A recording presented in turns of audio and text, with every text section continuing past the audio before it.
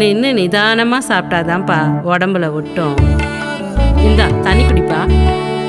தமிழகத்தின் பசி தீர்த்த தாயின் வழியில் மீண்டும் மாநிலம் முழுவதும் அம்மா உணவகங்கள். நல்லாட்சினா எடப்பாடியார் தான். வாக்களிப்பீர் இரட்டை இலைக்கே. ஊழல் ஊற்றுக்கண் திமுக. இந்தியாவில் பல மாநிலம் இருக்குது. ஊழலுக்காக கலைக்கப்பட்ட ஒரே அரசாங்கம் திமுக அரசாங்கம்.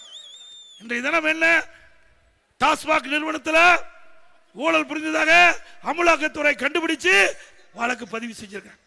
இன்னைக்கு நகர்ப்புற வளர்ச்சித்துறை மந்திரி, குடிநீர் வழங்கல் துறை, 2 துறையில் முறைகேடு நடைபெற்றதாக அமலாக்கத்துறை ஆதாரத்தோட நம்முடைய சட்ட ஒழுங்கு டிஜிபிக்கு அறிக்கை தாக்கல் செஞ்சிருக்காங்க. அதன் மீது நடவடிக்கை எடுக்குங்க, எஃப்ஐஆர் போடுன்னு 3 தடவை அறிக்கையை அறிவிச்சாங்க, நடவடிக்கை எடுக்கல. அண்ணா திமுக சார்பா உயர் நீதிமன்றத்தில் வழக்கு தொடர்ந்தோம். உயர் நீதிமன்றத்தில் நீதிபதி விசாரிச்சு அமலாக்கத்துறை அந்த ஆதாரத்தோட அறிக்கை சரியானது, அதில் வழக்கு பதிவு செய்ய சொன்னாங்க. இதுவரைக்கும் வழக்கு பதிவு செய்யல. அண்ணா திமுக ஆட்சிக்கு உடனே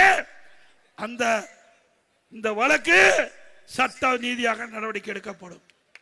இன்னொன்று மணல் ஊழல் யாருன்னு உங்களுக்கு தெரியும்.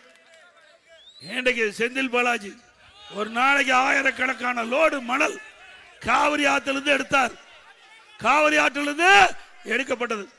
பாரத பிரதமர் நேற்று தினம் பேசிக்கிட்டு போல தெளிவா சொல்லிட்டாரு, இன்றைக்கு மணல் மாபியாக்கள் பிடிக்கப்படுவாருன்னு இவர் நினைச்சிட்டு இருக்கிறாங்க. இங்க இருக்கிற அதிகாரிகளை வச்சு மணல் கடத்தி கொள்ளையடிச்சாங்க.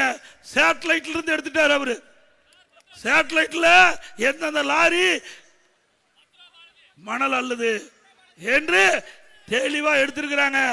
அண்ணா திமுக ஆட்சி அமைந்த உடனே இந்த மணல் மாபியாக்கள் அத்தனை பேர் மீதும் நடவடிக்கை எடுக்கப்படும்.